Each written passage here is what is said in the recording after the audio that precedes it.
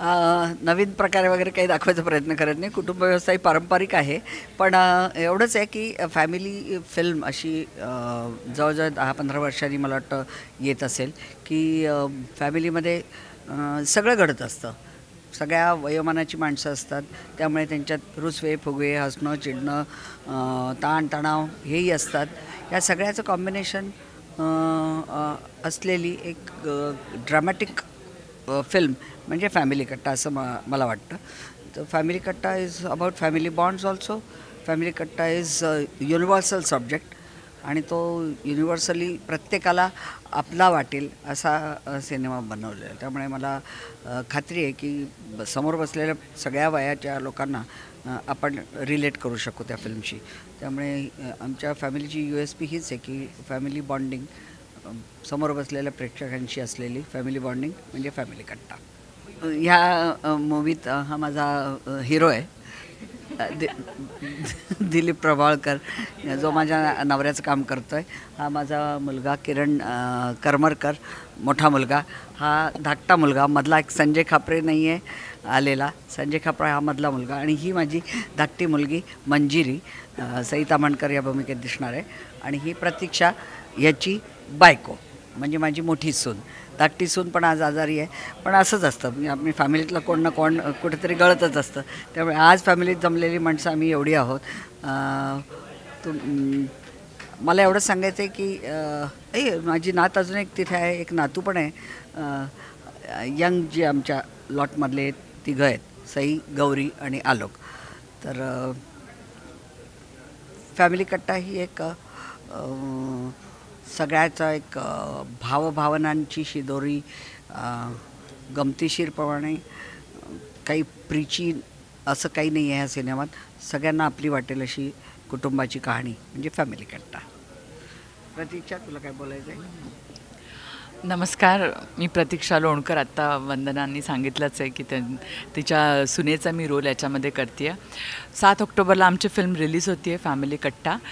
मी एवढंच म्हणेन की अनेक वर्षांनी आपण म्हणजे खूपदा म्हटलं जाते की आमची फिल्म एकत्र बसून सगळ्यांनी बघावी वगैरे, पण ही खरंच अशी फिल्म आहे असं मला वाटतं की फॅमिलीने एकत्र बसून बघावी. त्यातले भावभावना, त्यातले नात्यातले पदर असतील, त्यातल्या सगळ्या द्वेष, राग, लोभ, मत्सर, हे सगळ्या ज्या भावना आहेत त्या मला असं वाटतं एकत्र बसून बघणं आणि त्यातून काहीतरी जाणवणं. ते पुढे तुम्हाला इम्प्लिमेंट करायचं की नाही ते तुम्ही ठरवा, पण काहीतरी जाणवण्याचा हा प्रवास आहे असं मला वाटतं. आणि तो जाणवण्याचा प्रवास आम्हाला तुमच्या साक्षीने खरं तर अनुभवायचा आहे. आणि म्हणून हा सगळा फिल्मी, ज्याला आपण म्हणू शकतो की प्रपंच आहे सगळा. आणि यातल्या सगळ्या भूमिका, म्हणजे खरं तर प्रत्येकजण वेगवेगळ्या भूमिकांबद्दल बोलेल, पण मला एवढंच म्हणायचं आहे की यातली भूमिका किंवा यातलं कॅरेक्टर हे चांगलं आहे का वाईट आहे पेक्षाही ते अत्यंत ह्युमननेस ज्याला आपण म्हणतो की अत्यंत खरं आहे अत्यंत. आणि तुमच्या आसपासच्या तुम्ही कुटुंबात डोकावून बघितलं तर तुम्हाला वाटेल अरे ही माझ्यासारखी आहे, ही याच्यासारखी आहे, ही त्याच्यासारखी आहे. आणि मला वाटतं जेव्हा हे कनेक्ट होतं, म्हणजे चित्रपट पण तेव्हाच तो भिडतो ज्यावेळी तो कनेक्ट होतो. आणि मला वाटतं या चित्रपटात ती खूप मोठी ताकद आहे की तो छान पद्धतीने कनेक्ट होऊ शकतो. आणि ते कनेक्ट होण्यासाठी तुम्ही सगळ्यांनी तो बघावा अशी माझी इच्छा आहे. मुळात प्रत्येक ह्या व्यक्तिचित्र, जी व्यक्तिमत्व आम्ही निवडलेली आहेत, कॅरेक्टर्स आहेत, त्याला शोभणारे प्रत्येक आर्टिस्ट मला मिळाले योग्य असे. त्यामुळे माझ्या ह्या कुटुंबातली माणसं ही खरी सच्ची आपल्या सगळ्यांना नेहमी भेटणारी अशी आहेत. आणि त्यातलाच मोठ्या मुलाची आधी त्याला विचार की तुला कसं वाटतं या सिनेमाबद्दल. हा किरण करमरकर. हा सिनेमा करताना मला खूप मजा आली.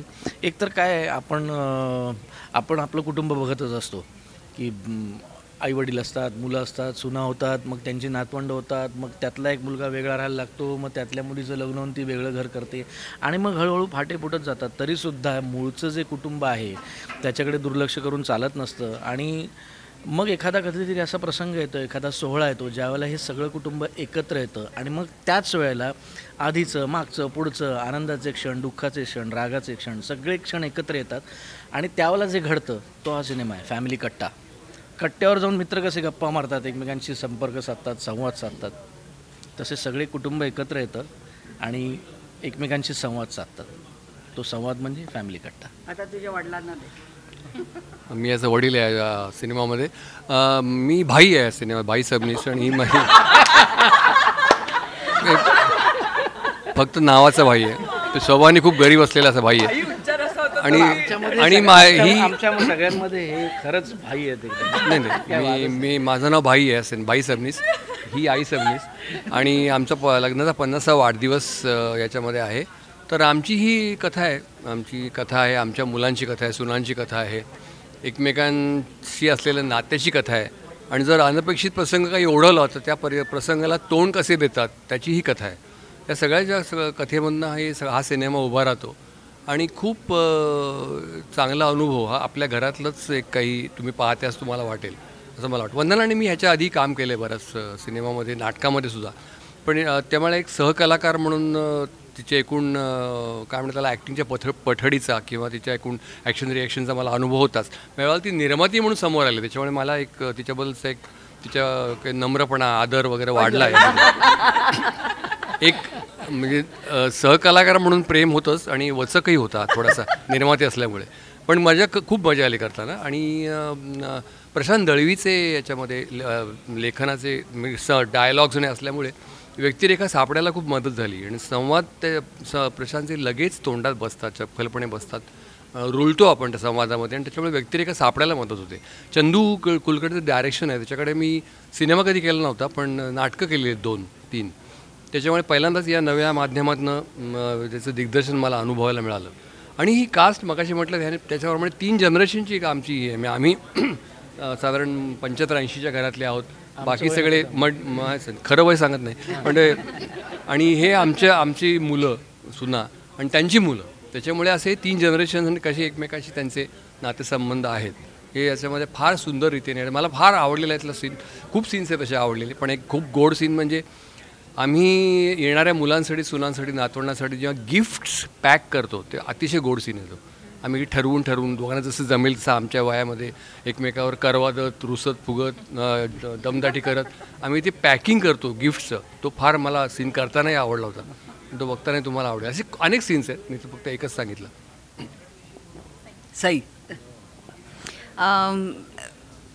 ह्या सिनेमात मंजूचं कॅरेक्टर मी करते.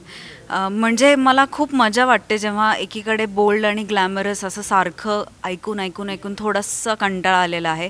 आणि अशाच वेळेला प्रशांत दळवी, दिलीप प्रभावळकर, वंदना गुप्ते, चंद्रकांत कुलकर्णी असे लोक मला ह्या रोलसाठी किंवा ह्या पात्रासाठी ही करू शकेल हा विश्वास दाखवतात. हीच आय थिंक माझ्यासाठी खूप मोठी आणि आनंदाची गोष्ट आहे. आणि ह्या सिनेमामध्ये जशी एखाद्या कुटुंबातली मुलगी असते, वडिलांची लाडकी, वडिलांना जेव्हा तुम्ही भावंडांमध्ये एकटीच मुलगी असते तेव्हा तिचे किती लाड होतात, तशीच ही मंजू आहे, भाईंची एकदम लाडकी, एकदम जवळची. ह्या निमित्ताने वंदूमावशी प्रोड्युसर म्हणून आपल्या सगळ्यांसमोर येऊ पाहते. आणि चंदू काकांबरोबर माझी काम करण्याची ही पहिलीच वेळ आहे.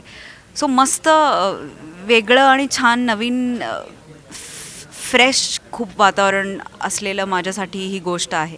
आणि ह्या कॅरेक्टरला खूप वेगवेगळ्या प्रकारचे लेयर्स आहेत. ते काय आहेत ते तुम्हाला 7 ऑक्टोबरलाच कळेल.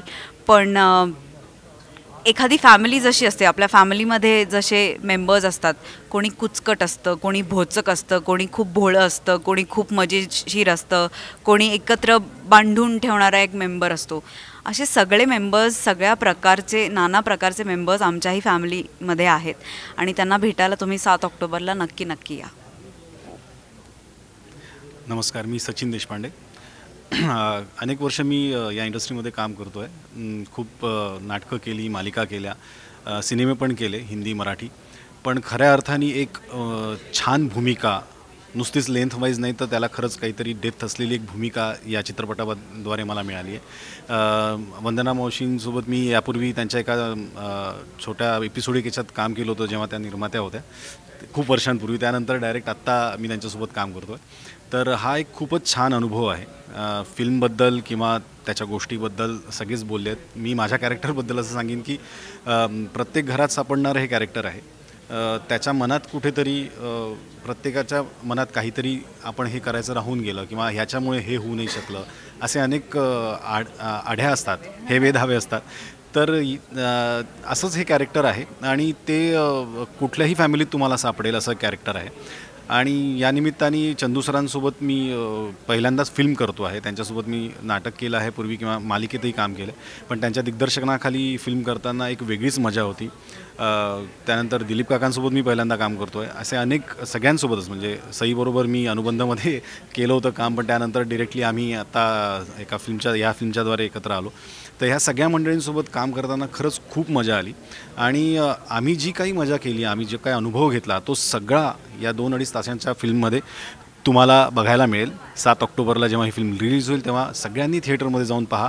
आणि माझं चॅलेंज आहे की तुमच्यापैकी पाहणाऱ्यांपैकी एकानीसुद्धा या गोष्टीला रिलेट केलं नाही तर बघा, नक्कीच तुम्ही सगळे रिलेट करा.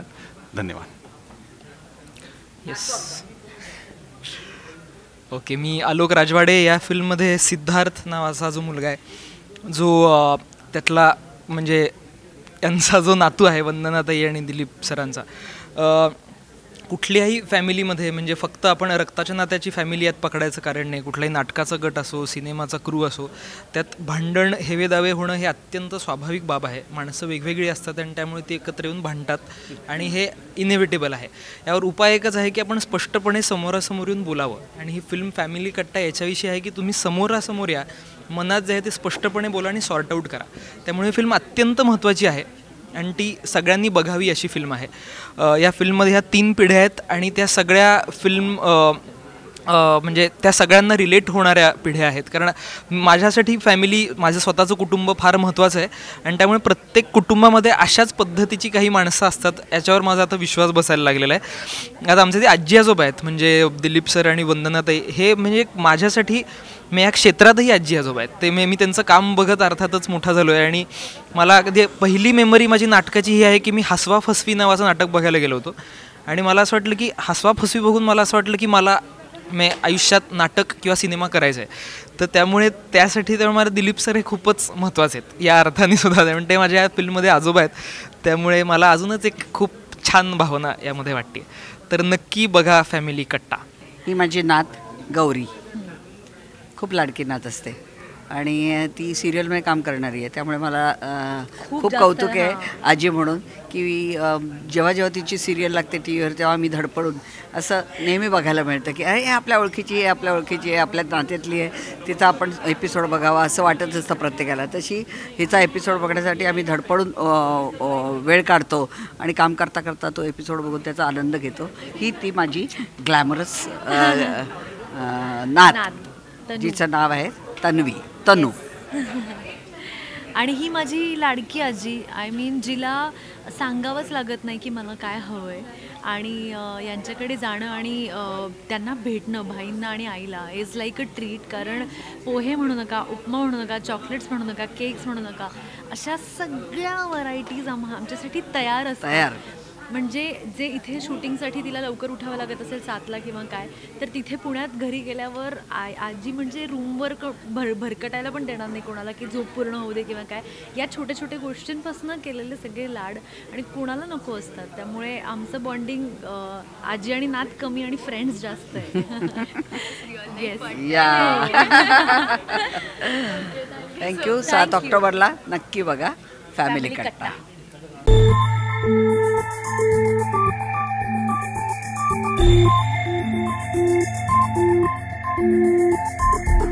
Thank you.